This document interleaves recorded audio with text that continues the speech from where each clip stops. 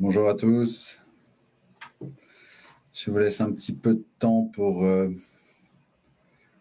vous connecter. Beaucoup de gens arrivent en même temps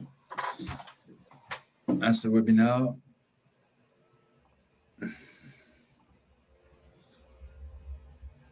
Bonjour à tous pour ceux qui sont en train d'arriver.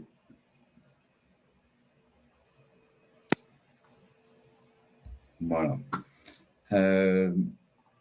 Donc ça arrive et ça arrive non-stop. Alexandre va ensuite gérer la salle d'attente. Donc merci à tous d'être là, d'être présent à cette invitation du Friend Strict pour un webinaire qui est particulièrement intéressant, surtout lorsqu'on habite évidemment aux États-Unis, puisque le thème de ce webinaire, c'est gérer et optimiser son patrimoine aux États-Unis. Au programme, nous allons parler aujourd'hui de 4 points très importants en présence d'Alexandre, que je vais vous présenter dans quelques secondes. Ces 4 points sont comment protéger sa famille et son patrimoine, ce qui est un point plutôt important, comment mettre en place une vraie stratégie patrimoniale internationale, comment maximiser ses rendements en réduisant son risque, et enfin, que se passe-t-il sur les marchés en cette fin d'année? Une année un peu compliquée, évidemment. Et donc aujourd'hui, pour traiter tous ces sujets, nous avons un expert qui est Alexandre Quentin, que je connais bien, qui est partenaire et directeur des investissements dans une société qui s'appelle USA France Financials. Alexandre a plus de 10 ans d'expérience en gestion de patrimoine pour les Français aux États-Unis. Il est assez connu par la communauté française pour le nombre de conférences qu'il a données et qui sont toujours, j'ai déjà assisté à ces conférences, qui sont d'excellente qualité. Et évidemment, Alexandre fait ses conférences aussi bien avec les chambres de commerce, avec différentes associations françaises ou différents médias français aux États-Unis. Aujourd'hui, c'est chez nous que cette conférence a lieu, au Friend District, et nous sommes ravis, Alexandre, de t'avoir avec nous. Et je te laisse la parole. Merci Romain de m'avoir aujourd'hui. C'est vraiment un honneur d'être ici aujourd'hui, de parler de la gestion et l'optimisation de son patrimoine ici aux États-Unis. Donc, je vais pouvoir partager mon écran et commencer la discussion. Romain, j'attends que tu me... Voilà, ça y est, je t'ai donné. Tu peux le partager quand tu veux. Alors évidemment, ça prend quelques secondes. Je rappelle à tous ceux qui nous suivent qu'ils peuvent aussi nous suivre sur la page Friend Strict de Facebook. Et c'est en live également. Alexandre, c'est à toi. Parfait. Est-ce que vous voyez bien mon écran? Parfait. Super.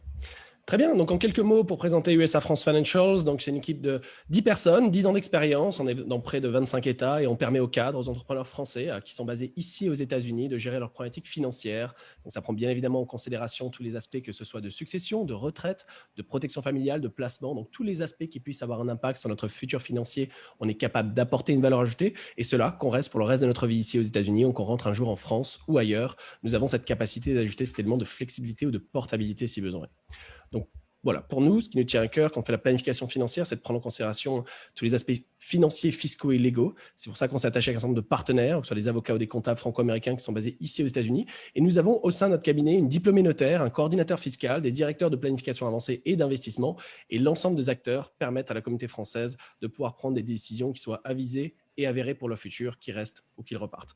Donc, on va aujourd'hui aborder 3 points. Premièrement, c'est l'aspect protection. Pourquoi? Parce que ça ne sert à rien de mettre $1 de côté si on peut tout perdre du jour au lendemain.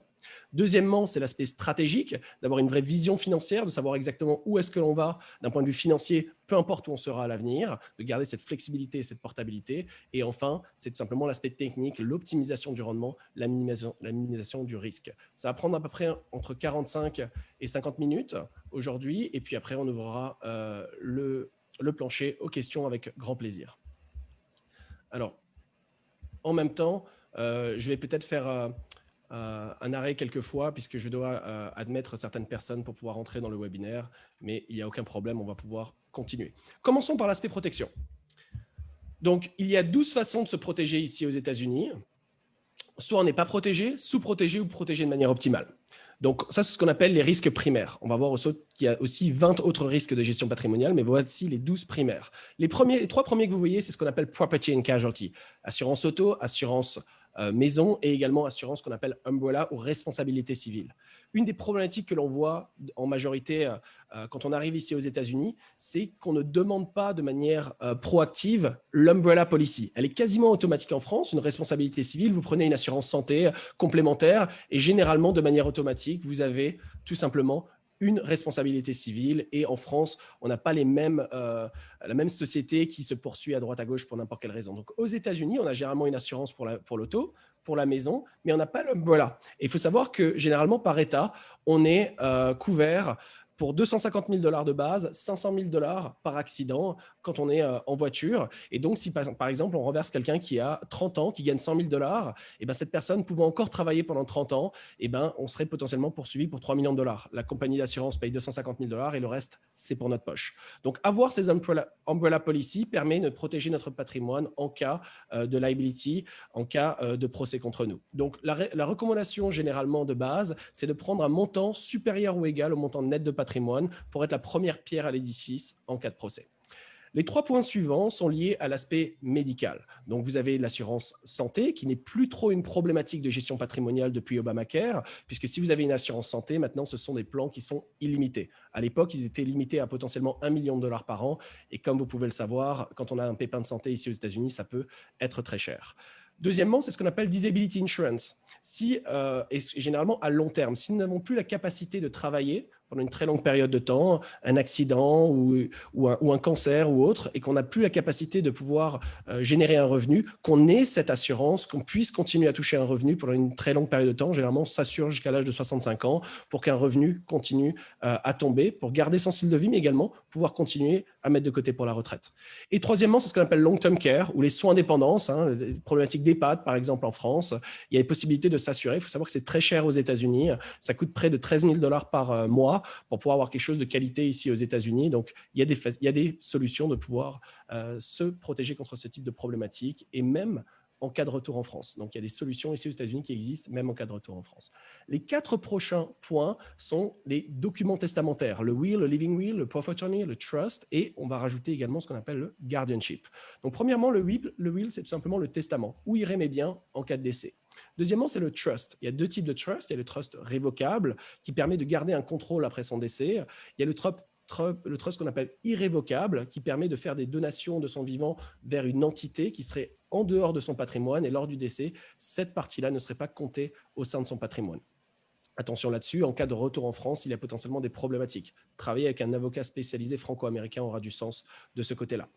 Troisièmement, c'est ce qu'on appelle le power of attorney. Donc, ce sont les procurations à la fois médicales et également financières. Donc, si par exemple on est en incapacité, qu'on ne peut pas accéder à ses comptes financiers ou on souhaiterait potentiellement que son épouse ou son époux prennent des décisions pour notre futur médical en cas d'incapacité, eh ben, il faut ce document de power of attorney pour pouvoir prendre des décisions médicales. Quatrièmement, c'est le living will, ce sont les dernières volontés, si on est en position végétative. Et dernièrement, peut-être le plus important pour des familles qui ont des enfants en bas âge, c'est l'aspect de guardianship. S'il y a potentiellement un décès des 2 parents, où iraient les enfants? On a vu des situations où malheureusement, les enfants étaient gardés pendant au moins 1 an à la DAS américaine avant que le juge puisse statuer du futur des enfants. Donc, avoir des guardians temporaire de 2 semaines et également permanent pour le reste permettra de faciliter la transition en cas de pépin. L'avant-dernier point, c'est ce qu'on appelle le buy-sell agreement. Si vous avez une entreprise et que vous avez des partenaires, c'est une des raisons numéro 1 aux États-Unis qu'un business fail, c'est parce que le buy-sell agreement n'est pas écrit de manière optimale. Par exemple, qu'est-ce qui arrive en cas de divorce, d'invalidité, décès ou autre, pour le rachat des parts d'entreprise, et également que ce soit founded de manière optimale. Et le dernier point, c'est ce qu'on appelle le life insurance. Il y a 2 types d'assurance. Il y a l'assurance décès pure. Tout simplement, vous recevez un capital, ce qu'on appelle le term life insurance, en cas de décès dans les 10, 15, 20 ou 30 ans qu'on aurait choisi, et également ce qu'on appelle le permanent life insurance, qui combine à la fois une épargne, donc de l'argent qui puisse grandir, mais également une assurance décès qui sera donnée à un moment donné à vos bénéficiaires puisque celle-ci est à vie. Donc voilà les 12 points qui existent ici aux États-Unis en termes de protection. Évidemment, quand on commence à travailler ensemble, on regarde où est-ce que l'on est et très probablement, l'idée, c'est de se rapprocher du vert le plus rapidement possible parce que ça ne sert à rien de mettre $1 de côté si on peut tout perdre du jour au lendemain. Donc, voilà les premiers risques primaires à prendre en considération. On va passer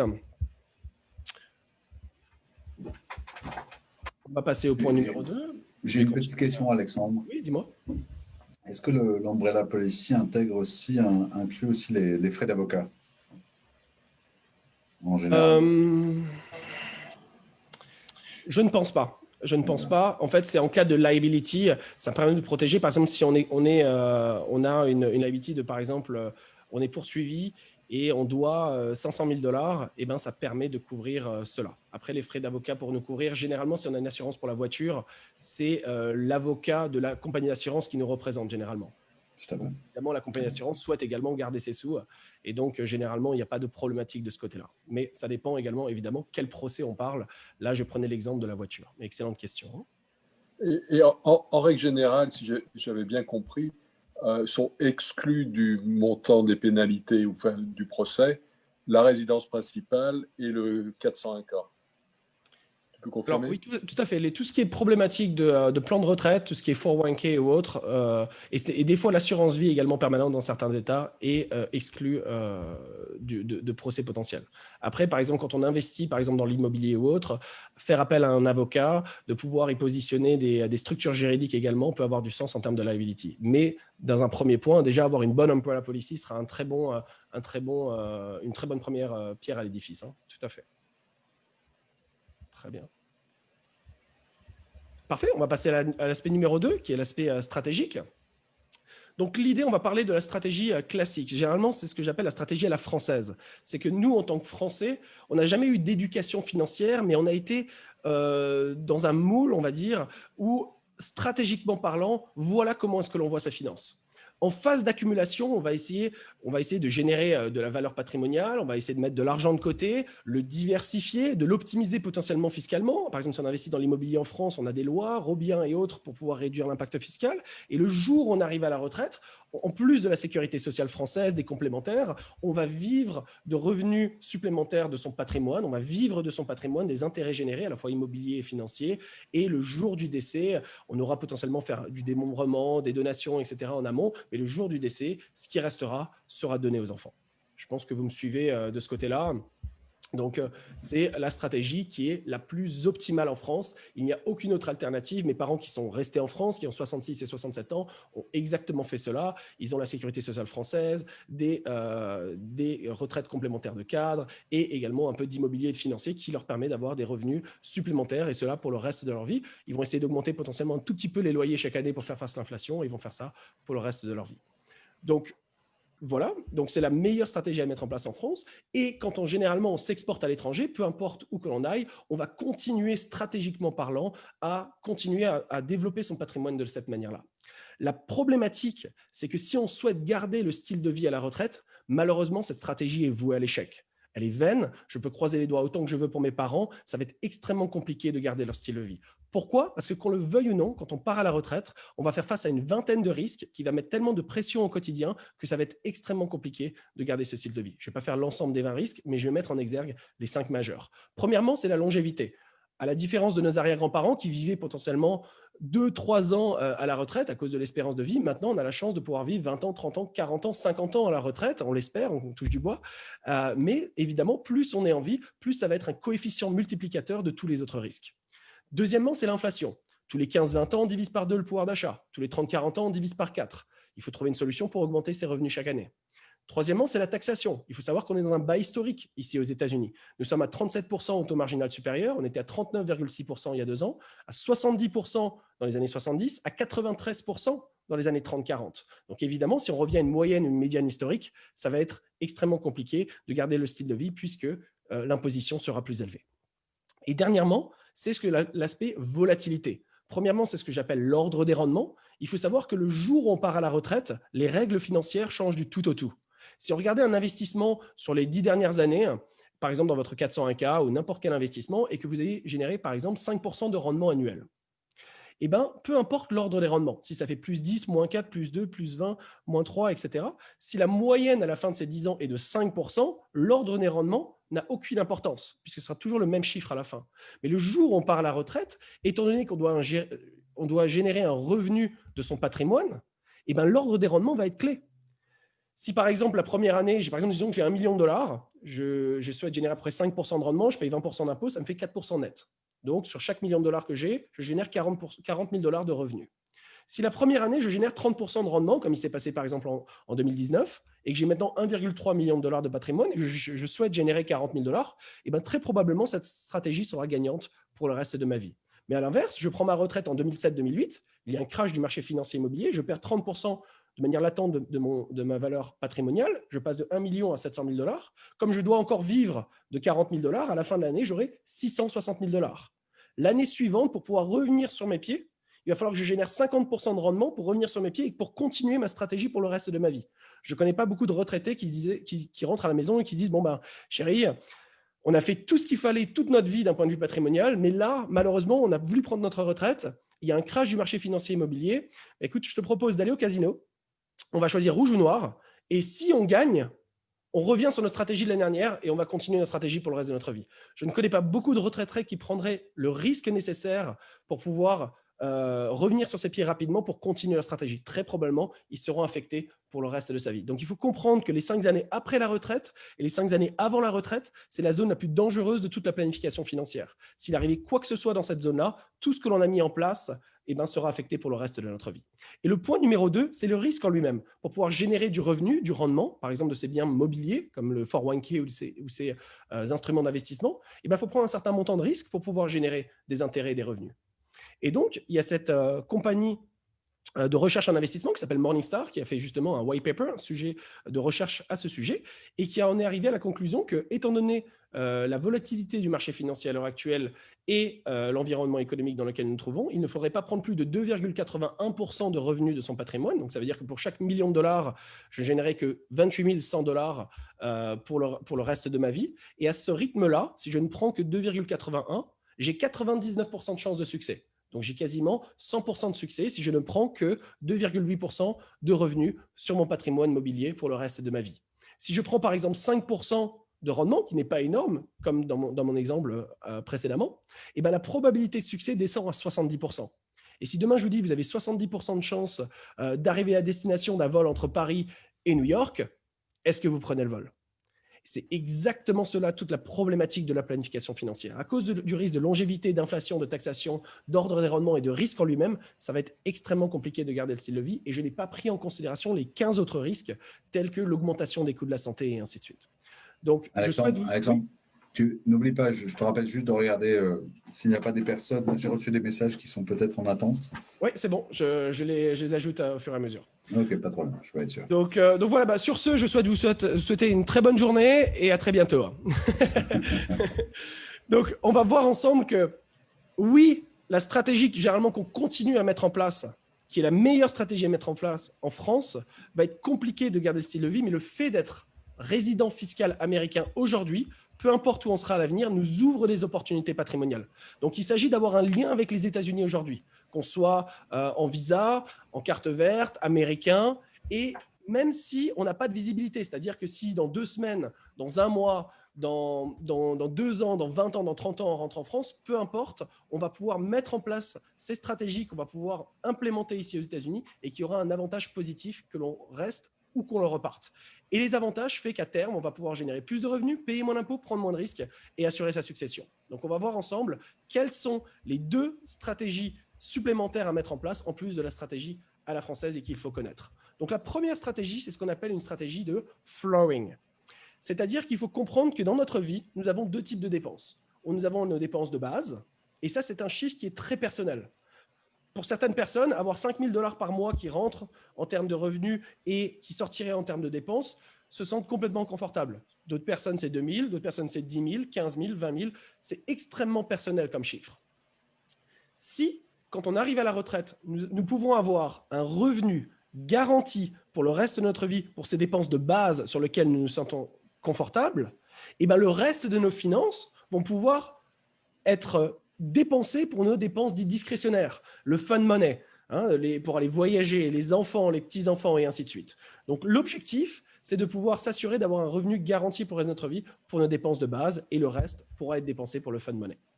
Ça, c'est le premier point. Et le deuxième point, c'est ce qu'on appelle du bucketing. Et il faut comprendre qu'à la retraite, généralement, quand on pense à ses finances, on pense à deux phases. On a la phase d'accumulation et on a la phase de retraite. Et bien, en fait, à la retraite, très probablement, on va passer par trois phases. On a tout d'abord la première phase de notre retraite que j'appellerais les go-go years. On a la santé, la mobilité, la motricité, on souhaite en profiter, on souhaite voyager, on va dépenser de l'argent, on va profiter des enfants, des petits-enfants et ainsi de suite. On espère que cette période dure le plus longtemps possible. Je croise les doigts pour vous, spectateurs, que cette période de go-go years puisse durer le plus longtemps possible. Et puis, deuxièmement, on va commencer à perdre un petit peu plus en mobilité, en motricité, on va se replonger dans les livres ou dans Netflix, on va commencer à dépenser un petit peu moins d'argent. Et enfin, malheureusement, c'est la dernière phase de notre vie que j'appellerais les no-go years, où les pépins médicaux vont se développer, on va commencer à être alité, et ainsi, les dépenses de santé vont augmenter de manière exponentielle. Donc, en termes de dépenses à la retraite, on pourrait voir cela comme une courbe du sourire qui ferait que je dépense beaucoup d'argent au départ, puis un petit peu moins, et puis de nouveau plus d'argent à la fin. Donc, stratégiquement parlant, si je peux dédier un certain nombre d'actifs à certaines phase de ma retraite, je peux avoir une stratégie beaucoup plus proactive et ainsi potentiellement générer plus de revenus, payer moins d'impôts, prendre moins de risques et assurer sa succession. On va faire un point sur l'ensemble des trois stratégies, la stratégie dite à la française, qui s'appelle en anglais probability based, deuxièmement flooring et troisièmement bucketing. Mais commençons par la partie flooring. Donc la partie flooring, comme on l'a vu, l'objectif, c'est d'assurer un revenu minimum garanti pour ses besoins de base. Il y a 5 sources de revenus. Premièrement, la retraite française de base. Deuxièmement, les complémentaires de retraite française. Troisièmement, la sécurité sociale américaine. Quatrièmement, ce qu'on appelle les pensions ou defined benefit plan. Si vous avez encore la chance d'avoir un employeur qui puisse vous donner une pension pour le reste de votre vie, il faut savoir que dans les années 60, 70, 60% des employeurs avaient ce type de benefit pour leurs employés. Maintenant, c'est plus que 13% des entreprises. Si vous avez encore, si vous bénéficiez de cela, tant mieux. Et dernièrement, c'est ce qu'on appelle les income annuities, qui permet de garantir des revenus pour le reste de sa vie. Si le total de la source de ces 5 revenus fait que votre revenu de base sur lequel vous vous sentez confortable, par exemple 10 000 $ par mois, que ça tombe garanti pour le reste de votre vie, et ben le reste de vos finances vont pouvoir utiliser pour le fun money pour le reste de votre vie. Donc, je vais, pour ce point-là, mettre en exergue la partie annuities. Donc, je vais faire un graphique pour vous expliquer comment cela fonctionne.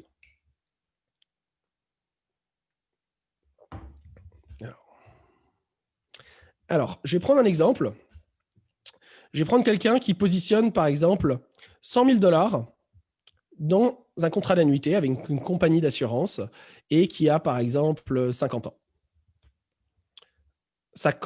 On peut commencer à partir de l'âge de 35 ans. Il n'y a pas d'âge où il est trop tard, mais je prends juste pour cet exemple-là 50 ans pour que vous compreniez le concept. Donc, il y a certaines compagnies, si vous déposez par exemple 100 000 $, qui vont vous dire on va vous garantir x2 en 10 ans ou x2,5 en 15 ans. Donc, par exemple, entre 50 ans et 65 ans, bah, ces 100 000 $ sont garantis d'augmenter à 250 000 $. Mais ce qui est intéressant, c'est que ces 100 000 $ sont investis sur le marché financier. Et si ces 100 000 $ se portent bien et qu'on a par exemple 500 000 $, on prendra 500 000 $ en considération. Si on a 400 000 $, on prendra 400 000 $. Mais si on a plus que 100 000 ou zéro, on est garanti 250 000 $. Donc, c'est comme si on investissait sur le marché financier, mais avec un filet de sécurité. Et quand on arrive en phase de retraite, à l'âge de 65 ans, l'idée de cet argent-là, c'est de pouvoir créer un revenu garanti pour le reste de notre vie. Les taux actuels sont près de 5,5%. Je vais prendre 5% pour l'exemple. 5% de 250 000 $ qui serait mon worst case scénario fait que j'aurai un chèque de 12 500 $ par an pour le reste de ma vie, de manière complètement garantie. Si j'avais 500 000 $, évidemment, ce serait le double. J'aurais 25 000 $ pour le reste de ma vie. Mais au worst case scénario, quand je positionne 100 000 $ maintenant, je suis garanti 12 500 $. C'est-à-dire que si, par exemple, à l'âge de 50 ans, j'ai 15 ans ou que je peux attendre 15 ans, eh ben, je suis garanti qu'au pire des cas, j'ai 12,5% de rendement à vie si j'ai attendu 15 ans. Voilà le worst case scénario, mais ça peut être mieux si le marché se porte mieux. D'un point de vue fiscal, l'avantage fiscal, c'est que pendant toute la phase d'accumulation, il n'y a aucun impôt à payer. Et le jour où je touche ce chèque de 12 500 $, il y a une partie qui est considérée comme le capital que j'ai investi, qui est considéré par mes 100 000 $, donc je ne paierai pas d'impôt dessus, et une partie qui est considérée comme les intérêts. Et le fisc américain, l'IRS, va calculer mon espérance de vie. Par exemple, pour un homme de 65 ans, l'espérance de vie est de 83 ans. Donc, les intérêts vont être étalés sur 18 ans. Donc, l'avantage fiscal, c'est d'avoir déféré l'impact fiscal pendant une très longue période de temps. Et le jour où je dois m'acquitter de l'impôt, je vais encore étaler cela pendant une très longue période de temps. D'où l'avantage fiscal. L'avantage de planification financière, c'est qu'on va garantir 3 choses. 1, on garantit le montant qu'on va mettre dedans. On garantit une accumulation minimale et on a l'upside potentiel du marché. Et troisièmement, on garantit un revenu pour le reste de notre vie. Okay. Si vous avez des questions, n'hésitez pas à les poser en fin de webinaire. Mais la combinaison donc de ces 5 classes d'actifs fait que si on a un revenu garanti pour le reste de notre vie, fait qu'on va se sentir confortable. Et maintenant, on va passer à la partie de la stratégie globale et on va intégrer la partie bucketing. Donc, ensemble, on va voir une stratégie que l'on va pouvoir mettre en place en étant ici aux États-Unis et qui va nous permettre d'être dans une bien meilleure position. Donc, pour ce faire, je vais faire un graphique. Et je vais assumer un certain nombre de variables qui sont aléatoires et qui n'ont pas vraiment… peu importe ce que je vais assumer, puisque mon but, c'est de vous prouver qu'il y a une stratégie qui est plus forte qu'une autre. Donc, je vais assumer quelqu'un qui prenne sa retraite, par exemple, à 65 ans. Peu importe, ça peut être 55, 60, 70. Je prends 65 ans pour l'exemple. Que cette personne ait accumulé un certain montant de patrimoine durant sa vie, qui correspond à 100% du patrimoine. Je vais prendre, par exemple, $1 million pour l'exemple, mais peu importe, ça peut être 500 000, 1 million, 10 millions. Ça ne change rien. Ça correspond à 100% du patrimoine. Ce patrimoine est diversifié, par exemple en immobilier, en financier, dans des investissements, dans un 401k. J'ai des liquidités à la banque, j'ai peut-être des parts dans un business, etc. Je suis diversifié, je vaux un certain montant et maintenant j'arrive à la retraite et stratégiquement, dans ma stratégie à la française, je vais garder mon patrimoine le plus sûr possible. Je vais essayer de générer un revenu. Je vais assumer 5%. Et je vais payer des impôts, je vais assumer 20% d'impôts. Ça veut dire que je vais générer pour chaque millions de dollars, 40 000 $ de revenus, et je vais faire ça pour le reste de ma vie. Je vais essayer d'augmenter un petit peu ce revenu-là avec l'inflation chaque année pour pouvoir faire face à l'inflation. Mais on a vu ensemble qu'à cause des risques de longévité, d'inflation, de taxation et également de volatilité ou en tout cas de risque, ça va être extrêmement compliqué de garder le style de vie. On l'a vu ensemble. Donc, stratégiquement parlant, je souhaite vous présenter une alternative qui fait qu'on va être dans une bien meilleure position. Alors, pour ce faire, je vais changer de couleur. Je vais également admettre les personnes qui sont en attente. Et voilà l'alternative qui est à notre disposition. Au lieu d'avoir $1 million ici dans l'ensemble de ces classes d'actifs, l'idée c'est d'avoir que 800 000 $, mais d'avoir un autre actif ici de 200 000 $ qui fait qu'on a toujours $1 million, mais je positionne cet actif de manière indépendante des autres actifs. Pourquoi? Parce que celui-ci a des caractéristiques complètement différentes des autres actifs. Celui-ci a 3 caractéristiques majeures. 1, il a un rendement qui est plus fort que l'inflation, avec des garanties, et également tax-free, il est complètement défiscalisé, que l'on reste aux États-Unis ou qu'on rentre un jour en France ou ailleurs. Donc, je répète, il va avoir cette courbe-là, il va avoir un rendement qui est supérieur à l'inflation, il faut s'attendre à 3 à 5%, il ne faut pas s'attendre à du 7, 8, 9, 10% comme sur un investissement potentiellement financier immobilier. Ce n'est pas un investissement, c'est tout simplement un placement à 3 à 5%, avec des garanties, et tout est tax-free, que l'on reste aux États-Unis ou qu'on rentre un jour en France ou ailleurs. Il faut savoir que cet argent-là est liquide à tout moment pour n'importe quelle raison. Si on a besoin de cet argent, on peut l'utiliser pour n'importe quelle raison. Et pourquoi est-ce que tous les rendements sont tax-free? C'est une des plus grandes niches fiscales ici aux États-Unis. C'est qu'en plus d'avoir une épargne ici, en cas de décès, il y a également une assurance décès qui est attachée à cet instrument, qui vient avec. Et celle-ci va également augmenter de manière exponentielle jusqu'à un âge qui est l'âge de 100 ans. Et à 100 ans, il n'y a plus de risque pour la compagnie d'assurance, donc ça continue d'augmenter à 3 à 5%, mais il n'y a plus d'effet de levier. Donc malheureusement, cet actif n'existe pas en France, mais il existe ici aux États-Unis, et c'est ce qu'on appelle un WALI, W-A-L-I, qui signifie Wealth Accumulation Life Insurance. Donc l'avantage, c'est d'avoir accès à cet instrument ici, et que même en cas de retour en France, on garde tous les avantages financiers, fiscaux et légaux, et donc on a une vraie opportunité de rentrer dans ce type d'instrument pendant qu'on est ici aux États-Unis. Et pourquoi est-ce que cela est intéressant? C'est grâce à ces caractéristiques, d'être plus fort que l'inflation, garantie et tax-free. Donc stratégiquement parlant, si je ne touche pas de manière stratégique cet actif entre 65 ans et 85 ans, je le laisse courir, il va doucement mais sûrement se transformer à près de 550 000 $ et l'assurance décès sera près de 750 000 $. Et bien, comme j'ai la garantie d'avoir de l'argent plus tard, et ben je peux utiliser, orchestrer ces 800 000 $ de manière complètement différente que si j'étais dans une stratégie purement à la française où je vivrais tout simplement des intérêts globaux du patrimoine. Et bien là, comme j'ai la garantie d'avoir assez d'argent pour finir mes vieux jours ici, 550 000 $, et en cas de décès, je laisse 750 000 $ tax-free au lieu de 800 000 $ taxables, et ben, ces 800 000 $ ici, je peux me permettre de dépenser à la fois le capital et les intérêts pour pouvoir générer plus de revenus. Faisons les maths ensemble. Je vais changer de couleur. Voilà. Donc, j'ai 800 000 $. Disons que j'ai 800 000 $ que je dépense sur 20 ans. Donc, je prends 1/20 de mon capital chaque année. Donc, de mon capital, je vais prendre 40 000 $ par an. Donc, 40 000 $ fois 20, ça nous fait 800 000 $. Et évidemment, j'ai assumé que je puisse générer 4% net de ce patrimoine-là. Je vais assumer exactement la même chose que dans la stratégie numéro 1. Donc, la première année, 800 000 $ à 4% d'intérêt, ça nous fait un revenu de 32 000 $. Donc, la première année, j'aurais généré 72 000 $ de revenus comparé à 40 000 dans la stratégie numéro 1. Sur 20 ans, ça fait 40 à 60% de revenus supplémentaires. Donc, la problématique de l'inflation est complètement annihilée. Ça, c'est le premier point. Le deuxième point, c'est la taxation. Dans la stratégie numéro 1, la différence entre 50 000 et 40 000 fait que j'aurais payé 10 000 $ en impôts pour le reste de ma vie. Dans la stratégie numéro 2, je n'ai que 800 000 $ qui est taxable et à risque, donc je vais ne payer que 8 000 $ en impôts la première année. Après 10 ans, j'ai plus que la moitié, donc je vais payer que 4 000 $. Et après 20 ans, j'ai plus jamais un dollar à sortir et je me retrouve avec un actif complètement taxé. Donc faisons les maths. Sur 20 ans, dans la stratégie numéro 1, 20 fois 10 000, j'aurais payé 200 000 $ en impôts, alors que dans la stratégie numéro 2, 20 fois la moyenne, 20 fois 4 000, j'aurais payé que 80 000 $ en impôts. Sur les 20 premières années, j'ai déjà réduit de 60% l'impact fiscal. Et cela, peu importe où mes actifs sont situés et peu importe où je vis. Parce que tout simplement, moins j'ai d'actifs, moins je génère de revenus, donc moins j'ai de revenus taxables, donc moins je paye d'impôts. Et si je suis encore en vie au-delà de 80 ans, dans la stratégie numéro 1, je vais continuer à payer mes 10 000 $ en impôts, alors que dans la stratégie numéro 2, je ne vais plus jamais sortir un dollar puisque l'ensemble de mes actifs sont complètement taxés. Donc, j'ai au minimum réduit de 60% l'impact fiscal et à un moment donné, complètement annihilé. Donc, la problématique de la taxation est petit à petit annihilée. Et dernièrement, c'est la volatilité, c'est le risque en lui-même. Déjà, dans les 5 années après la retraite et les 5 années avant la retraite, je n'ai pas 100% de mon patrimoine exposé au risque, mais je n'ai que 80%. Donc, déjà, je suis moins exposé.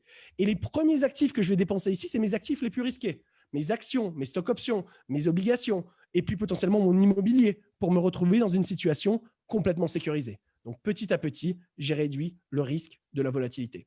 Donc, déjà, avec cette première stratégie qu'on appelle de bucketing, on aurait pu prendre 2 ou 3 phases. Dans mon exemple, j'ai pris 2 phases, les go-go years et les slow-go years et les slow-go years, no-go years. Et en faisant du bucketing, qu'est-ce que j'ai pu accomplir? J'ai généré plus de revenus, j'ai payé moins d'impôts, j'ai pris moins de risques et j'ai assuré ma succession. Et dernièrement, on va rajouter la stratégie que nous avons vue ensemble, qui est la stratégie de flooring, et ça va conclure ce graphique. Donc, au lieu d'avoir 800 000 $ ici, l'idée, c'est d'avoir que 600 000 $ dans l'ensemble de ces actifs-là et d'avoir cet autre actif ici de 200 000 $ qu'on a vu ensemble, qui est le annuity. Et donc, on a vu que si on assume un revenu garanti pour le reste de notre vie de 5%, sur une base de 200 000 $, ça nous fait un chèque garanti de 10 000 $. Si on rajoute à cela la sécurité sociale française et américaine de 35 000 $, grosso modo, ça nous fait un chèque garanti de 45 000 $ pour le reste de notre vie. Si dans notre stratégie patrimoniale, le but du jeu, c'est de générer un revenu garanti d'environ 4 000 $ par mois et qui rentrera pour le reste de notre vie, c'est exactement stratégiquement ce que l'on a souhaité avoir. On a ces revenus garantis pour le reste de notre vie pour la partie qu'on appelle paycheck. On a notre revenu de base qui rentre de manière garantie pour le reste de notre vie. Et ces 600 000 $ ici, c'est notre playcheck. Ça nous permet maintenant de dépenser cela sur 5 ans, sur 10 ans, sur 15 ans, ou même sur 20 ans. Pourquoi? Parce que lorsqu'on aura tout dépensé ici, il nous restera 550 000 $ pour le fun money à nouveau, au-delà de ces 45 000 $ pour finir nos vieux jours. Et en cas de décès, on laisse 750 000 $ tax-free à notre famille. Alors, c'est évidemment de l'art moderne. Tu veux parler un petit peu d'art, Romain, avant. En voici. Je viens de faire une capture d'écran là, parce que je trouve là c'est.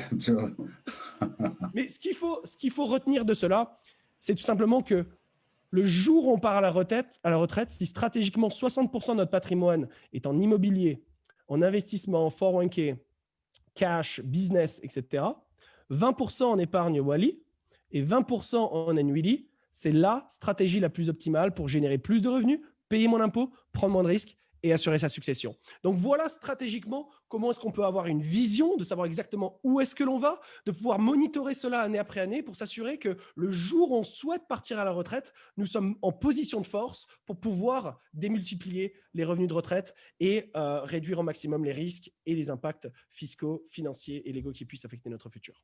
Donc voilà stratégiquement. Et maintenant, la dernière phase de notre webinaire, c'est tout simplement l'aspect technique, la maximisation du rendement, la minimisation du risque. Et donc, très potentiellement, on va parler ensemble de la phase d'accumulation parce que maintenant, vous avez vu la vision, de savoir exactement comment est-ce qu'on peut planifier. Maintenant, comment est-ce qu'on peut optimiser son patrimoine.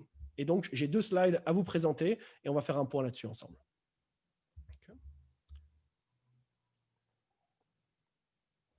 Alors, 4 points que je souhaite aborder quand on investit, quand on essaye de générer de la valeur patrimoniale.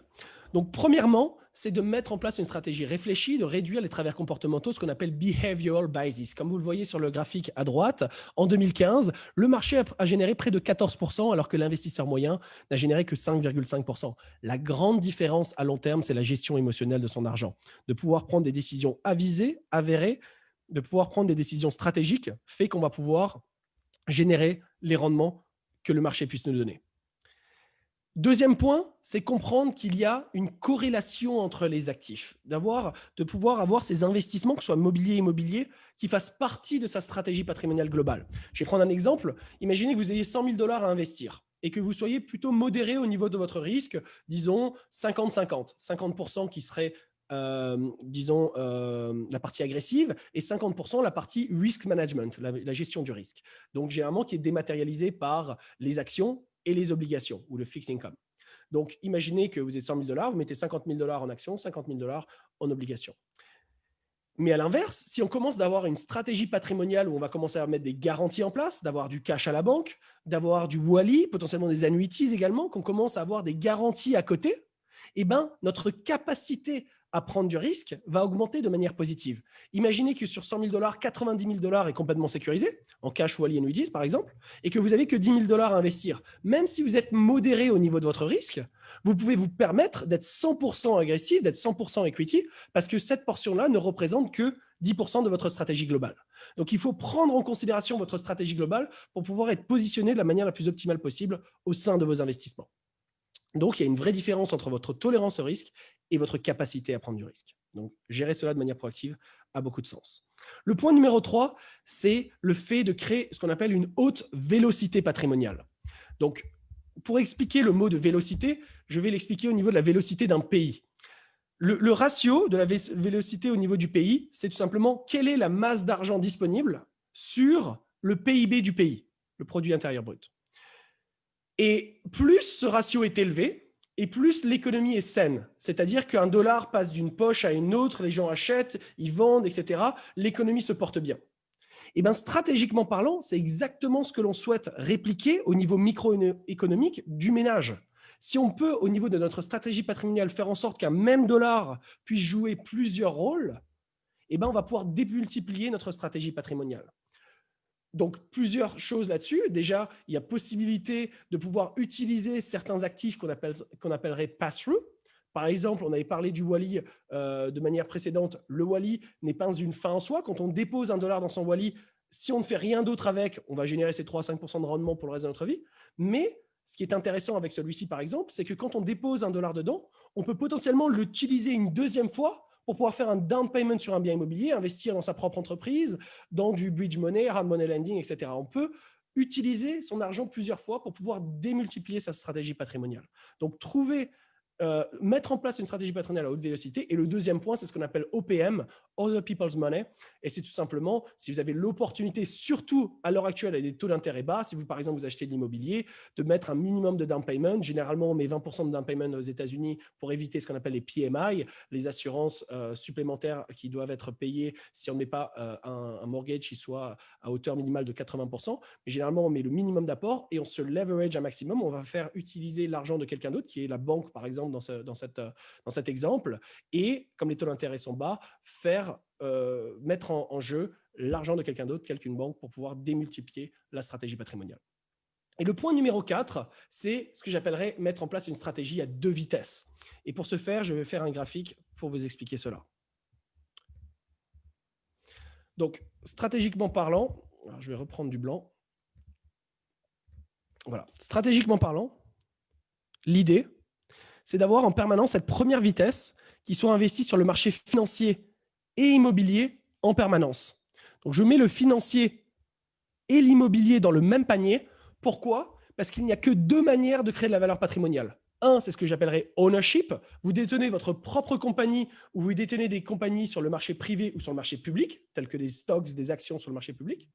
Et deuxièmement, c'est l'immobilier. Que deux manières.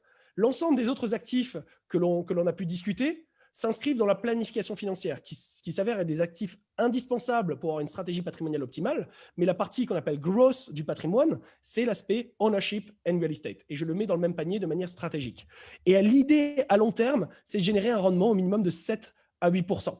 Si vous n'avez pas les attentes de pouvoir générer ce type de rendement-là à long terme sur le marché, ça ne sert quasiment à rien de positionner son argent dans ce type de classe d'actifs parce que tout simplement, il y a d'autres actifs qui pourraient faire l'affaire sur des rendements inférieurs à cela.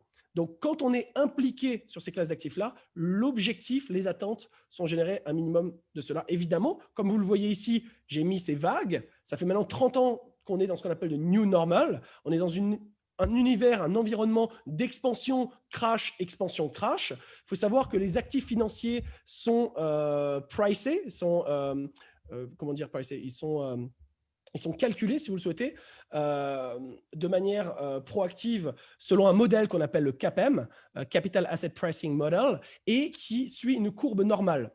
Et donc, par exemple, une action sur le marché financier, selon une courbe normale, un Black Swan event, c'est-à-dire un événement qui est au-delà de 3 standard deviations, c'est-à-dire à 99% de chance, il y a 1% de chance qu'il y ait un certain nombre d'événements qui arrivent, tel qu'un crash, par exemple, et bien, ça n'arriverait qu'une fois tous les 80 ans, selon la manière dont les actions sont pricées. Or, comme vous le savez, on voit un crash financier, par exemple, tous les 7, 10, 12 ans, et pas tous les 80 ans.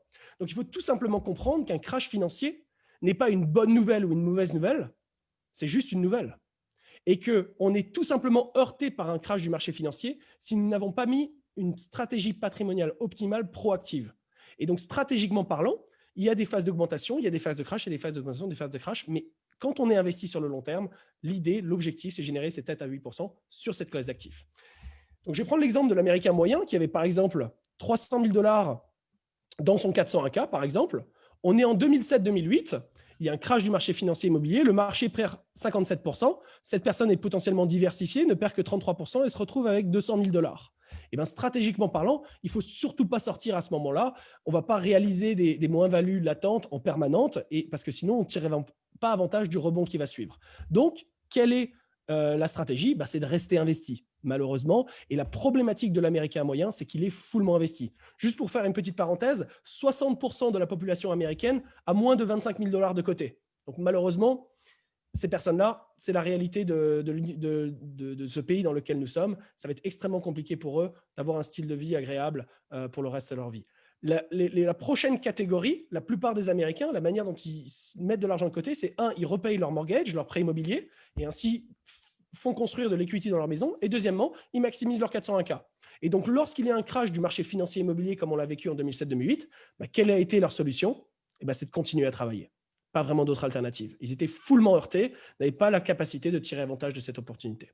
Donc, stratégiquement parlant, ces gens ont entendu, et c'est ce qu'on appelle de lost decade. Ce qui s'est passé entre 2007 et 2017, malheureusement, on est revenu sur nos pieds en 2017, on est arrivé à un des plus hauts historiques, puis 2018, 2019, 2020 et ainsi de suite. Mais les gens ont perdu 10 ans d'investissement. Et c'est pour ça que l'idée, c'est d'avoir cette deuxième vitesse qui soit, elle, non corrélée au marché financier immobilier et qui puisse nous permettre de tirer avantage de ces opportunités-là. Un actif qui est très simple à comprendre, c'est d'avoir du cash à la banque. Vous avez du cash à la banque qui est disponible, vous pouvez, lorsque les actifs ont été dépréciés, rentrer à ce moment-là, qui serait intéressant. La problématique du cash sur le long terme, comme on l'a vu ensemble, c'est l'inflation. Si vous avez de l'argent à la banque à l'heure actuelle, ça ne rémunère rien à l'heure actuelle comparé à l'inflation. Tous les 15-20 ans, on divise par 2 le pouvoir d'achat. Tous les 30-40 ans, on divise par 4. Donc, on va conseiller d'avoir du cash, mais d'avoir 6 à 12 mois de dépenses. C'est votre matelas de sécurité. S'il arrive quoi que ce soit, vous perdez votre emploi, il y a le toit à refaire, etc. C'est d'avoir ces 6 à 12 mois de dépenses de côté dans un matelas de sécurité qui va vous générer ces 0,1%. Et on est d'accord de ne générer que ce type de rendement-là parce que son rôle, c'est ce matelas de sécurité. Mais au-delà de cela à moyen et long terme, c'est là où potentiellement ce Wally à nouveau va pouvoir rentrer en jeu. Parce que c'est un actif qui va attendre à un rendement de 3 à 5% à long terme et qui va être ce nouveau saut d'opportunité. J'appellerais ça le saut d'opportunité à moyen long terme. Donc, si par exemple, en cash et en Wally, nous avions à peu près 150 000 $ de liquidité et qu'il y a un crash du marché financier immobilier, est-ce que l'on va se croiser les doigts et se tourner les pouces et se dire, bon, bah, ok, bah, voilà, il y a un crash, j'attends, ou est-ce qu'on va pouvoir tirer avantage de cette opportunité-là et, par exemple, investir 100 000 $ à ce moment-là quand un nombre d'actifs ont été dégraissés, que ce soit le marché financier ou immobilier, par exemple, et de tirer avantage de ces opportunités-là. La problématique que vous allez me poser, c'est, Alexandre, très bien, je comprends très bien de manière théorique de faire cela, mais quand est-ce que c'est le meilleur moment? Quand est-ce qu'on est au plus bas pour pouvoir investir? Ce qui serait évidemment une excellente question. Et la réponse, c'est j'en ai aucune idée. Je n'en sais rien, vous n'en savez rien, personne n'en sait rien. Sinon, les marchés ne seraient pas ce qu'on appelle efficient, il n'y aurait pas de marché. Mais nous, en tant que conseiller financier, on a ce qu'on appelle des indicateurs, qu'on appelle des current or lagging indicators, que nous regardons. Nous avons 7 que nous regardons en phase de forte volatilité, en phase de crash, qu'on a vécu par exemple en début d'année de cette année 2020. Et donc, il y a un certain nombre d'indicateurs que de regarde qui nous permettent de nous repositionner à l'achat. Je ne vais pas faire l'ensemble des 7, mais je vais vous en donner un aujourd'hui. Par exemple, en 2008, c'était l'impulsion de la Banque centrale américaine qui annonçait le programme TARP, Unlimited Quantitative Easing, à hauteur de 80 milliards de dollars par mois, en octobre 2008. Pourquoi est-ce que la Banque centrale américaine a annoncé cela? Eh bien, tout simplement, rappelez-vous, c'était une crise des liquidités, un effondrement bancaire et financier après la crise des subprimes qui est arrivée fin octobre 2007. Donc, en octobre 2007, crise des subprimes, hein, rappelez-vous, beaucoup de gens ont acheté 5, 10, 15 maisons et quand l'augmentation des taux d'intérêt fait que les gens n'avaient plus la capacité de repayer leurs prêts, eh ben, ce n'était pas une ou deux personnes, mais des millions de personnes qui ont dû mettre leur maison en vente. Et évidemment, le marché immobilier s'est écroulé et en parallèle, le marché financier également, puisque la plupart des grandes banques avaient acheté ces CDO, ces CMO qui étaient en fait investis par des banques d'investissement et la plupart des banques se sont retrouvées avec ces actifs toxiques et évidemment effondrement du système bancaire et financier. Donc, une des manières de pouvoir relancer la confiance et de remettre de l'argent en liquidité, c'était pour la Banque centrale américaine de racheter ces bons du Trésor. Parce que qu'est-ce qui s'est passé? En 2008, mois après mois, janvier, février, mars, avril, eh ben, ces grandes institutions qui avaient toutes ces liquidités, qui doivent placer leur argent, faire des prêts, etc., qui doivent développer donc leurs activités, eh ben, avaient peur. Avaient peur de quoi? Avaient peur de cette liquidité du marché financier. Parce qu'il faut savoir que tous les soirs, ces grandes institutions ont ce qu'on appelle un interbank rate. Elles se prêtent de l'argent pour être à l'équilibre. Et quand l'économie se porte bien, il n'y a aucun problème. Mais quand l'économie se porte mal, comme on l'a vu en 2007-2008, eh ben, il y a des grandes banques, des grandes institutions telles que Lehman Brothers et Bear Stearns qui se sont complètement écroulées. Eh ben, ils avaient la peur de se prêter l'argent même pour la nuit parce qu'ils ne savaient pas s'ils allaient revoir leur argent le lendemain. Donc, qu'est-ce qui s'est passé? C'est ce qu'on appelle le flight to safety. Des milliards et des milliards et des milliards se sont positionnés dans la banque du Trésor américain. Et donc, elle a récupéré toutes ces liquidités. Et donc, en octobre 2008, elle a décidé de remettre ces liquidités à hauteur de 80 milliards de dollars par mois dans les caisses de ces grandes institutions qui n'avaient pas le choix de les remettre là-dedans. Et donc, qu'est-ce qu'elles ont fait? Elles ont repositionné ces actifs dans des actifs qui étaient un petit peu plus risqués, et ainsi de suite. Et ça fait un effet boule de neige. Et entre le 9 mars 2009 et en l'espace de 9 mois, il y a eu un rebond du marché financier de près de 70%, sans cause économique, grâce à l'impulsion de la Fed à cet artifice, hein, puisque c'est de l'inflation artificielle qui a été créée par la Banque centrale américaine. Donc, quand on a ce type d'indicateur, ça nous donne le signal de nous repositionner à l'achat. Personne ne sait exactement quand on est au plus bas. Rappelez-vous, c'est en octobre 2008 que ça a commencé et c'était en mars 2009 qu'on était au plus bas. Donc, qu'est-ce que l'on va faire? On va pas mettre 100 000 $ d'un coup, mais à ce moment-là, on va mettre en place une stratégie qu'on appelle de dollar cost averaging, par exemple à 10 000 $ par mois sur les 10 prochains mois, et on va tirer avantage du fait qu'on aura investi sur la moyenne de ces 10 mois et on va tirer avantage du rebond qui va pouvoir suivre. On reste investi 2-3 ans, on retombe sur ses pieds, on repositionne ses liquidités au chaud. Et qu'est-ce qui s'est passé entre 2010 et 2020? Le marché a généré près de 12 à 14% par an sans avoir besoin d'essayer de battre le marché. En utilisant des index, des ETF, on a pu se positionner, tirer avantage du marché. Et voilà ce qui s'est passé lors des 10 dernières années. Donc, pour faire un point sur cela, si nous utilisons ces deux classes d'actifs de manière non corrélée sur le long terme, nous allons pouvoir réaliser la moyenne pondérée de ces deux classes d'actifs. Mais si on les utilise de manière proactive, à chaque fois qu'il y a des opportunités d'investissement telles qu'un crash du marché financier, eh ben, on va pouvoir potentiellement générer plus de rendement en prenant beaucoup moins de risques. Donc, tout simplement pour la stratégie. Donc, dernier point là-dessus, une double gestion du risque, à la fois au sein de la stratégie patrimoniale, mais également au sein du portefeuille, va pouvoir apporter une valeur ajoutée. Et je vais transitionner sur ma dernière slide, qui est la gestion du risque au sein du portefeuille. Je prendrai les questions, évidemment, à la fin pour pouvoir continuer la discussion. Voilà le dernier point que je souhaite aborder. Voilà, maintenant au niveau granulaire, au niveau du portefeuille, comment est-ce qu'on peut être proactif au niveau du risque pour pouvoir réduire le risque, maximiser le rendement? Donc premièrement, c'est ce qu'on appelle l'allocation d'actifs.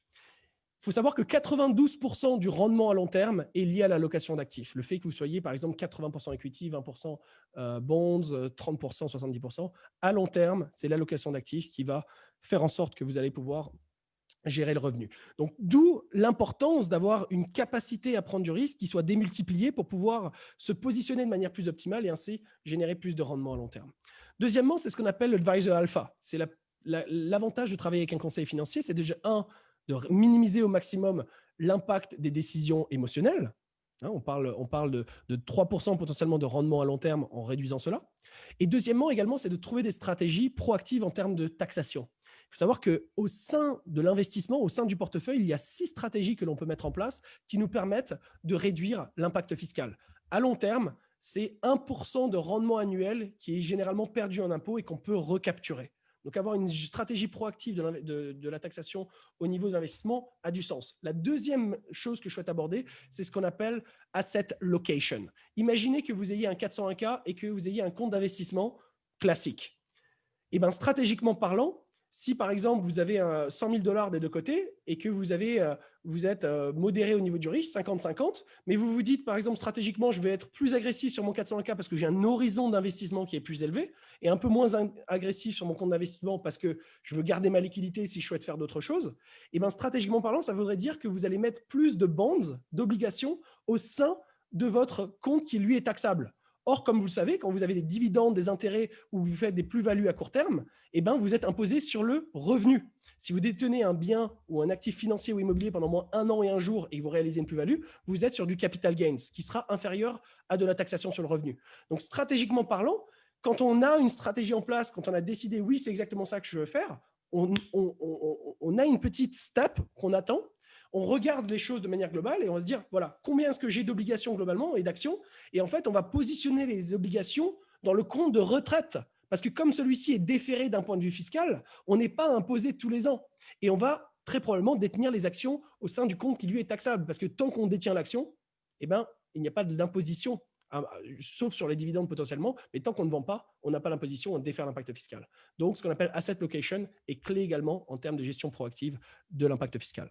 Le point numéro 3, c'est qu'on a des stratégies ou des instruments qui nous permettent de réduire le risque. Le premier, c'est ce qu'on appelle les options. Je vais juste prendre un exemple. On peut acheter des options avec des sous-jacents ici aux États-Unis. Et je vais prendre l'exemple d'un cadre supérieur qui a des stock options ou ce qu'on appelle des RSU qui sont ce qu'on appelle non-vested. C'est-à-dire que vous allez, si vous restez avec l'entreprise, à un moment donné, ces actions seront les vôtres. Mais si entre-temps, vous partez de l'entreprise, elles ne sont pas à vous. Mais vous les détenez de manière latente, on va dire. Et bien, comme vous n'avez pas la capacité de les vendre, et que vous souhaitez vous protéger probablement, imaginez que vous avez des actions, imaginez que vous travaillez pour Google, et que vous avez pour $1 million d'actions et que vous ne pouvez pas les vendre parce que vous avez des stock options ou des RSU, et pour pouvoir vous protéger contre le risque de détenir ces actions, vous pouvez acheter un put, une option qui, en cas de baisse de l'action, vous permet de gagner de l'argent. C'est-à-dire que si vous détenez l'action et qu'en plus vous avez un put, vous pouvez définir dès maintenant que vous ne perdrez pas plus, par exemple, de 5% sur cette position-là, parce que si l'action baisse, vous perdez de l'argent sur l'action, mais vous gagnez de l'argent sur le put. Et donc, il y a des stratégies de manière proactive pour pouvoir réduire l'impact du risque au sein du portefeuille. Et deuxièmement, c'est ce qu'on appelle des capital annuity. On n'aura pas le temps aujourd'hui de développer cela, mais tout simplement, on peut utiliser des capital annuity et tout simplement, ils nous disent que par exemple, sur 6 ans, si vous êtes investi sur 6 ans ou sur 3 ans ou sur 1 an, si vous prenez le terme que vous souhaitez, vous ne pouvez, s'il y a une perte, par exemple, de 10% ou de 20%, cette perte-là est protégée et donc on peut investir et être 100% sur le marché financier avec de la protection. Si vous avez des questions, n'hésitez pas, mais je ne vais pas m'étendre pour pouvoir essayer de finir dans les temps aujourd'hui. Et le dernier point, en termes de valeur ajoutée, c'est d'avoir cette stratégie holistique, on vient de le voir, d'avoir cette stratégie à 2 vitesses, de pouvoir mettre en place une stratégie où la capacité du risque est supérieure à notre tolérance et d'être proactif dans sa gestion patrimoniale pour générer potentiellement plus de rendement et prendre beaucoup moins de risques. Et dernièrement, et je pense que vous l'avez compris, aujourd'hui, it's all about income. Avoir beaucoup d'argent, par exemple, que ce soit sur un nuage et qu'on doit vivre d'un petit robinet qui va générer ses revenus pour le reste de notre vie dans cette stratégie à la française, malheureusement, à cause des 20 risques qu'on va faire appel lorsqu'on partira à la retraite, fait que ça va être extrêmement compliqué de garder le style de vie. Le but de la stratégie patrimoniale, c'est qu'à terme, je puisse générer un maximum de revenus tout en assurant potentiellement ma succession. Et donc, de faire appel à ces trois stratégies que nous avons vues ensemble, de flowing, de bucketing et de probability-based avec le permission slip, vous permet de générer plus de revenus, payer moins d'impôts, prendre moins de risques et assurer sa succession. Je vous remercie et avec plaisir, Romain, on va pouvoir passer aux questions. Merci beaucoup, Alexandre. C'était passionnant. J'ai fait des screenshots de tous tes tableaux.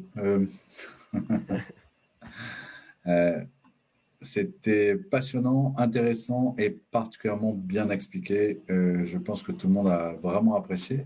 Écoute, moi j'ai 4 questions qui revenaient un peu souvent et en même temps j'ai vu sur le chat qu'on avait, je ne sais pas si tu l'as vu, des petites questions un peu pointues. Est-ce que le Wally est défiscalisé uniquement en France ou partout dans le monde? Alors, excellente question. Déjà, premièrement, il est défiscalisé ici aux États-Unis. Donc, premièrement, si vous restez aux États-Unis, il est défiscalisé. En fait, vous mettez de l'argent après impôt. Donc, c'est de l'argent comme si vous allez à la banque. C'est déféré d'un point de vue fiscal et c'est tax-free quand on va l'utiliser. Il y a 3 manières d'accéder à son argent. Soit ce qu'on appelle un withdrawal, soit un loan, soit une ligne de crédit. Quand on utilise les deux des 3 catégories, où qu'on soit dans le monde, comme c'est la partie liability du patrimoine, il n'y a aucun impôt à payer d'utiliser son argent là. Donc, la réponse est il n'y a aucun impact fiscal négatif, où qu'on le soit dans le monde, qu'on reste aux États-Unis, ou qu'on reparte en France ou ailleurs. Je vais également, donc juste pour l'anecdote, si vous passez votre téléphone, votre appareil photo sur le QR code, vous avez tout de suite accès à mon calendrier et je vais en fait partager l'écran. Je vais te redonner la main, Romain. C'est comme ça tu vas pouvoir potentiellement voir les questions directement. Et, laisse le temps aux personnes de pouvoir scanner. Si tu peux le remettre peut-être. Attends, je vais te le remettre.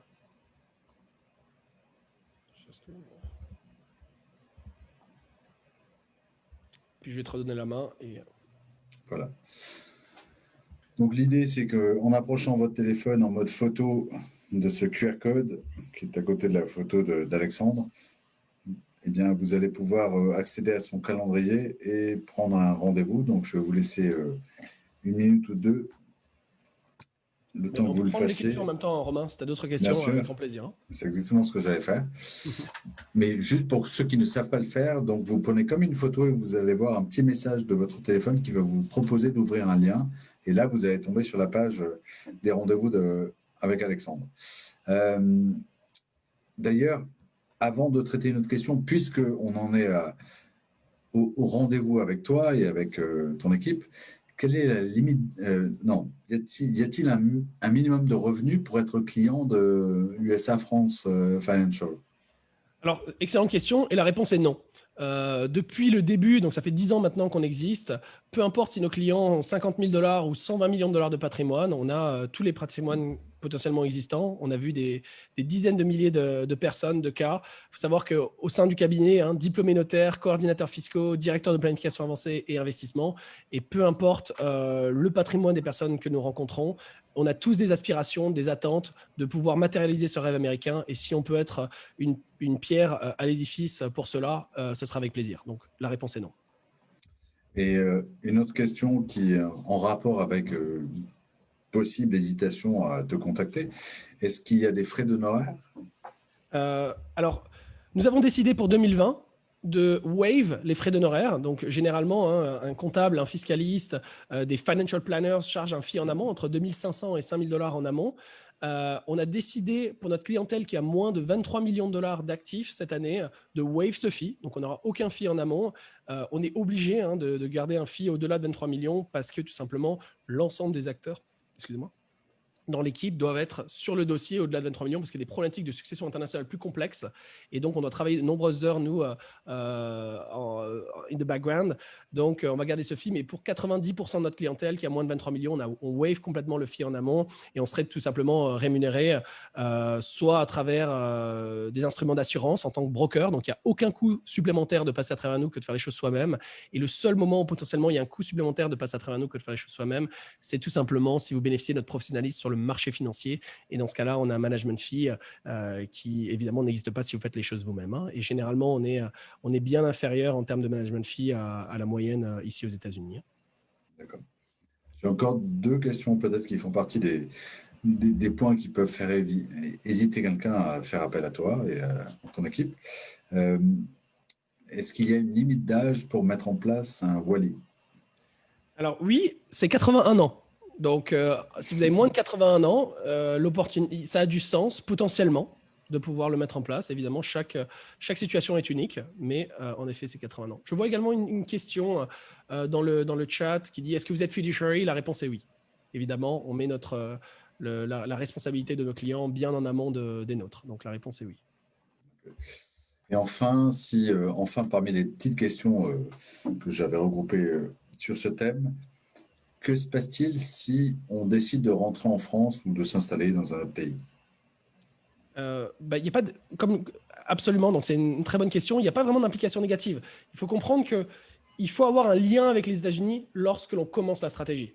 Donc, par exemple, malheureusement pour mes parents, comme ils sont en France, qui n'ont pas de lien avec les États-Unis, ils ne peuvent pas tirer avantage d'instruments qui existent aux États-Unis. Si on a un lien avec les États-Unis le jour où on commence, on garde les avantages financiers, fiscaux et légaux, que l'on reste ou qu'on le reparte. Donc, c'est très important de pouvoir tirer avantage de cela, même si vous repartez dans 2 mois, de regarder les options à votre disposition avant de partir. Il y a un certain nombre de stratégies, à la fois au niveau des instruments, mais également des stratégies de donation et autres avant de partir. Donc, voilà, le mot d'ordre, c'est évidemment de rester proactif. Peux-tu définir ce que c'est un lien avec les États-Unis? Un lien, c'est-à-dire soit on y habite, donc on a une résidence, soit on a un visa de travail, donc un E1, L1. Il y a juste le J1 et le F1 qui sont compliqués, mais pour le reste des visas, la carte verte et être américain, on a ce lien avec les États-Unis. Donc il faut y habiter, tout simplement. Ok. En tout cas, il y aura une petite période pour commencer à travailler là-dessus. Okay. Une question un peu technique, quel est le placement des 800 ou 600? Oui, je vois la question. Voilà, tu la vois. Je vois la question. Donc, en fait, dans les 800 000 $ ou même 600 000 $, 60-20-20, dans les 60%, c'est l'ensemble des actifs que nous avons généralement déjà ou qu'on puisse mettre en place d'un point de vue. Donc, il y a l'argent à la banque, il y a le 401K, les investissements financiers, les investissements immobiliers. L'ensemble des autres actifs que l'on connaît déjà représentent les 60 ou 80%. Et les 2 autres sont le Wally et l'annuities, tout simplement. D'accord. Écoute, on les découvre ensemble. Recommandez-vous des sociétés émettrices? Oui, tout à fait. Alors, pour le Wally, ce sont les compagnies mutuelles d'assurance, Guardian Life, New York Life, Mass Mutual, Northwestern. Ce sont les 4 compagnies mutuelles d'assurance qui ont 150 ans d'existence. Et pour les compagnies de tout ce qui est annuities, on va prendre les top 5 qui sont ici aux États-Unis, tels que Jackson, Lincoln, Transamerica, Prudential et autres. On va évidemment positionner le produit, l'instrument qui soit le plus adapté pour nos clients. Et selon notre âge, selon qu'on ait une famille, une femme qui soit plus ou moins âgée, etc., il y aura un instrument qui sera le plus adapté à chaque situation. D'accord. J'enchaîne. Écoute, je tombe sur 2 mots sympas. Je vais quand même te les lire. Merci et félicitations pour la présentation de David et Lionel. Donc voilà, merci à vous d'avoir assisté. Merci d'y assister, tout à fait. Voilà. Ensuite, on a... est-ce que tu peux rappeler comment souscrire un contrat d'annuité ici ou en France? Alors, c'est C'est que aux États-Unis. Hein, on n'a pas Voilà. accès malheureusement à cela en France. Donc aux États-Unis, tout simplement, c'est simplement un contrat. Donc il n'y a pas d'examen médical ou quoi que ce soit. On fait un transfert de l'argent vers cette compagnie-là. Généralement, si vous travaillez avec nous, on passe à travers notre broker-dealer et à travers le broker-dealer, le compte est ouvert et après on y positionne ce contrat d'annuité tout simplement. Extrêmement facile. C'est juste un transfert d'argent. OK. Question intéressante de Gilles, me semble-t-il. En tout cas, la question est intéressante. Dans le cadre d'une vente immobilière en France, est-on taxé sur la plus-value aux US si on est green card ou citoyen?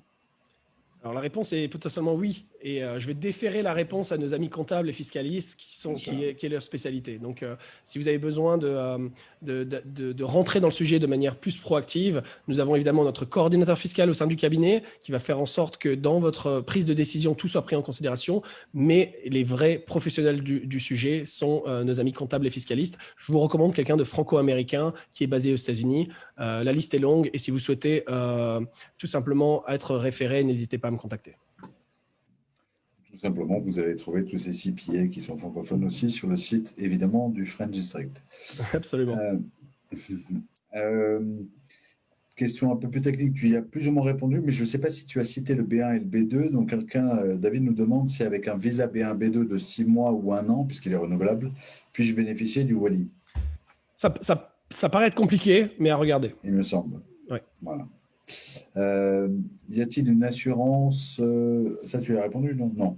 Non, mais je peux y répondre. Donc, FDIC Insure, c'est pour les banques. Hein. Par exemple, si vous avez un compte bancaire, vous êtes individuel, vous êtes assuré à 250 000 $. Si vous avez un compte joint à 500 000 $. Pour les compagnies d'assurance, ce n'est pas FDIC Insured, mais les assurances sont similaires, mais c'est par État. Donc, chaque État a son fonds qui est équivalent, 250 000 $ par personne, 500 000 $ par couple, pour également ces instruments d'assurance. L'anecdote là-dessus, c'est que ces fonds qui sont équivalents au FDIC n'ont jamais été utilisés dans l'histoire de la finance. Donc, depuis que de l'histoire de la finance, ces fonds d'assurance n'ont jamais eu besoin d'être utilisés. Rappelez-vous, on a eu même AIG, qui est une compagnie d'assurance, a été bailed out par le gouvernement. Donc, il n'y a jamais eu aucune compagnie d'assurance qui a fait faillite ici aux États-Unis. Il y a tout un certain nombre de processus qui sont mis en place. Cela étant dit, il y a près de 1000 compagnies d'assurance qui existent. On travaille, nous, qu'avec le top 10 de ce qui se fait. Donc, évidemment, cette problématique de savoir si on va garder ces fonds est très importante. Et évidemment, c'est quelque chose qui est au cœur de notre analyse. Autre question de NL. Est-ce qu'un Wally résulte d'une prise de risque sur une compagnie d'assurance spécifique? La réponse est oui. Et c'est pour ça qu'on va travailler uniquement avec des compagnies mutuelles d'assurance. Donc, c'est lié évidemment à la capacité de la compagnie d'assurance de pouvoir garantir ces garanties-là.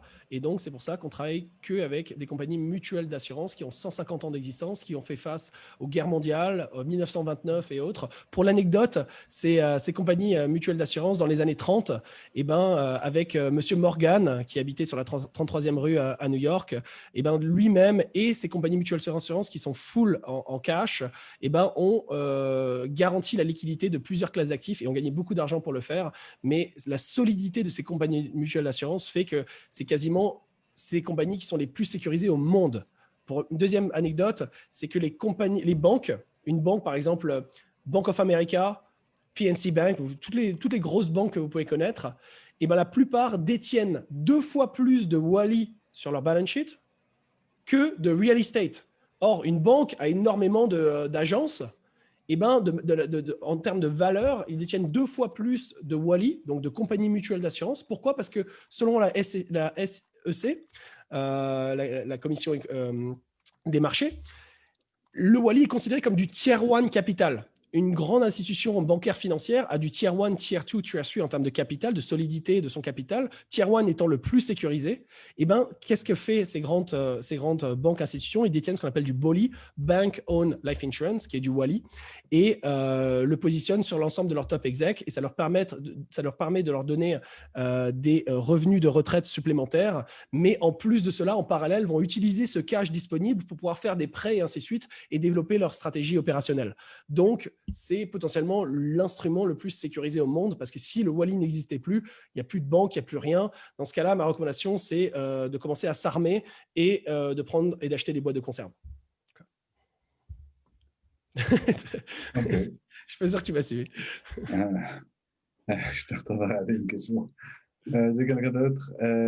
Peut-on envoyer... Ah, pardon. Peut-on commencer un Wally avec un foyer fiscal? Mais tu y as déjà répondu, je crois, hein.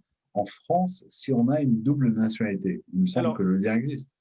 alors oui, la réponse est oui, c'est faisable. C'est juste qu'il faut comprendre qu'il y a potentiellement un examen médical et qu'il faut rentrer aux États-Unis pour le faire. Donc c'est juste la problématique. D'accord. Mais comme cette personne a le lien avec les États-Unis, la réponse est oui. D'accord. Euh, travaillez-vous avec des détenteurs de visa G4? Alors, je ne sais pas ce que c'est que le visa Oui, G4. alors la réponse est oui. Donc par exemple, les personnes qui travaillent à l'ONU D'accord. ont des visas G4 et la réponse est oui, absolument, tous les jours. Et je vois aussi, par exemple, quelqu'un qui a posé la question pour un visa O1, la réponse est oui, aucun problème. Bien sûr, oui, bien sûr. Euh, Est-ce que vous pouvez conseiller pour des Français qui pourraient repartir en France uniquement ou vers d'autres pays européens également?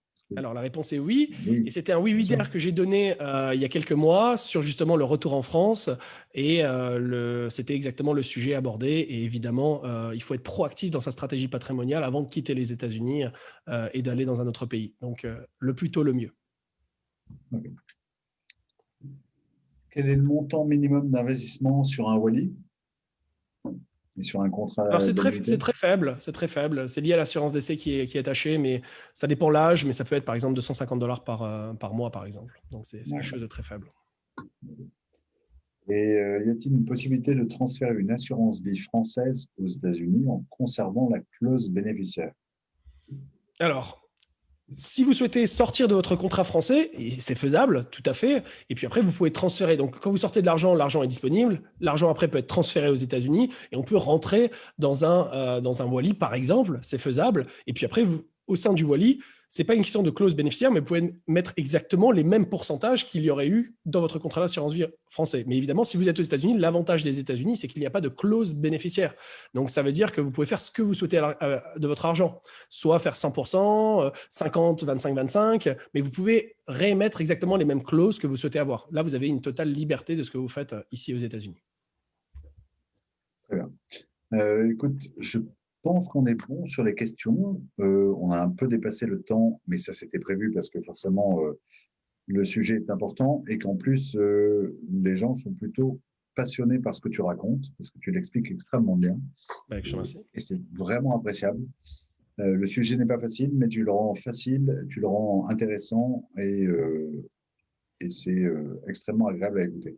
Avec grand plaisir. Mais moi j'ai une dernière question en revanche, Dis-moi. qui est comment faire appel à toi? Donc, oui, on voit à l'écran qu'on peut effectivement scanner avec son téléphone le QR code, mais quel est le process après? Comment ça se passe? Ben, comment ça se passe Ok, très bien. Donc, si vous souhaitez, vous pouvez déjà mettre un rendez-vous directement avec moi sur mon calendrier. Vous avez accès directement sur votre calendrier à D'accord? travers French District ou aller directement sur le site du SA France Financials. Je vais également envoyer un email de remerciement à vous tous. Merci d'être présents. Vous aurez le lien directement à mon calendrier. Le moment où vous commencez à travailler avec nous, on passe un moment ensemble, tout d'abord, à bien comprendre vos attentes, ce qui vous tient à cœur, les détails de votre situation financière. On fait un point ensemble et une semaine ou deux plus tard, on va pouvoir, on en a le temps de pouvoir émettre nos recommandations. On vous fait part de l'ensemble de nos recommandations, de toutes vos options qui sont à votre disposition. Et le but pour nous, c'est de vous accompagner sur le long terme, que vous restiez ou que vous repartiez, pour le bénéfice de votre succès financier, peu importe où vous serez. Donc voilà, le but, c'est de vous accompagner. Ça commence par un call ensemble et faire un point sur vos attentes et ce qui vous tient à cœur. Donc n'hésitez pas.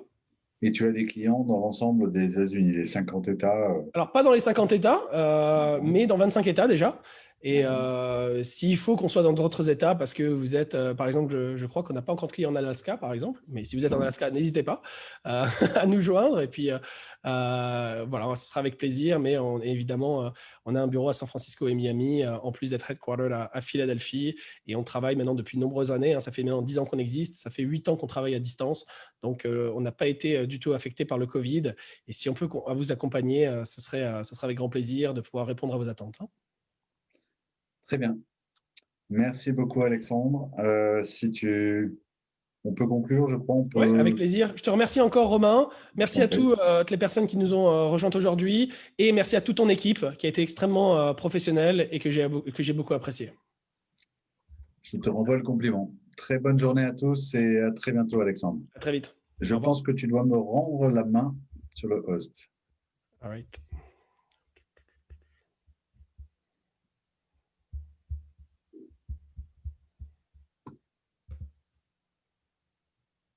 Et voilà. Merci beaucoup. À bientôt. À bientôt. Au revoir.